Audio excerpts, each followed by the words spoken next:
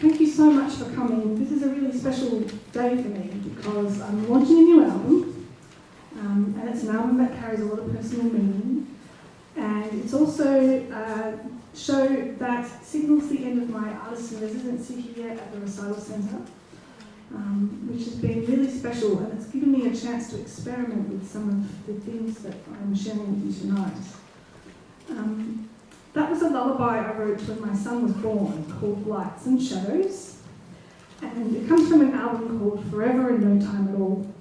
And Forever and No Time at All is a suite of lullabies that I wrote for piano and Celeste, and they're all inspired by my son's different stages of development and influenced by music therapy research to try and get babies to fall asleep, but importantly, just be very nice for adults to listen to, because parents have to hear the same music just as much.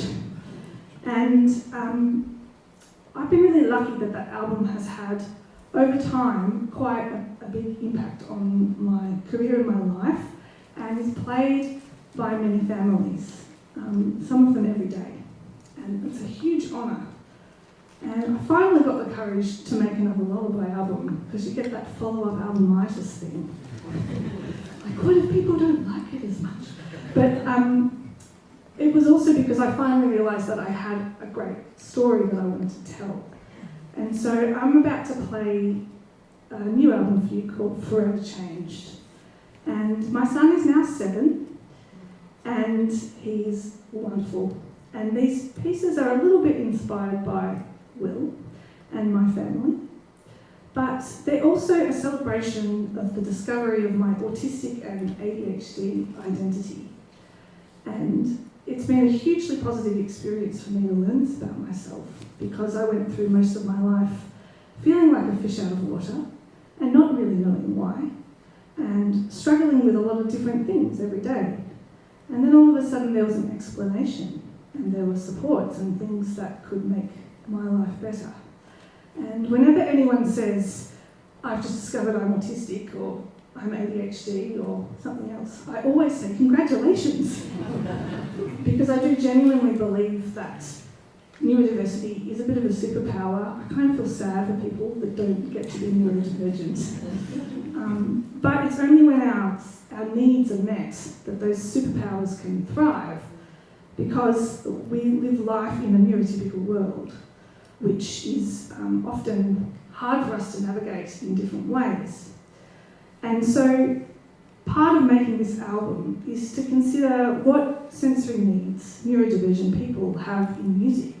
What do I actually find relaxing? And what do other neurodivergent people find relaxing? And then to put it into a show that's kind of considering the needs of neurodivergent people as well. And so I've done 2 relaxed performances today, which had beanbags all around here and fidgets. You'll notice there's still fidgets here if anybody would like to help themselves. And somebody said to me, I can only make it to the 8 p.m. show, but I'm worried because I know the relaxed format would be better for me, with sensory sensitivities. And I said, don't worry, I'm just basically asking neurotypical people to be in a neurodivergent world for an hour. So just come along if you're here, welcome. And yeah, other than the beanbags and no quiet space, it's kind of the same. And so yes, I was going to just take one and pass it along, but I felt that was a bit intense. So just help yourself to a fidget anytime. And also in the spirit of thinking about, everybody has sensory needs and needs in general. And I feel like art music is often kind of bound in tradition, and there's lots of expectations of audiences. And sometimes that doesn't work for people. Like, what if you had morning sickness right now and you felt like you couldn't leave because I was playing some poetic, quiet solo piano piece? There's all sorts of reasons why there are barriers to enjoying a concert. So I'm also going to invite you to also feel like it's okay to move around, get up and leave and come back. Do any of the things you've got to do in order to help yourself enjoy the concert, because you don't have to identify as neurodivergent to have some kind of specific needs. So, with that in mind, I'm going to now play Fizzy Feelings. It's the first track off Forever Changed.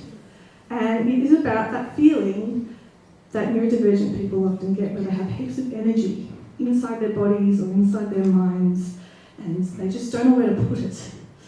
This is a song that's trying to respond to that.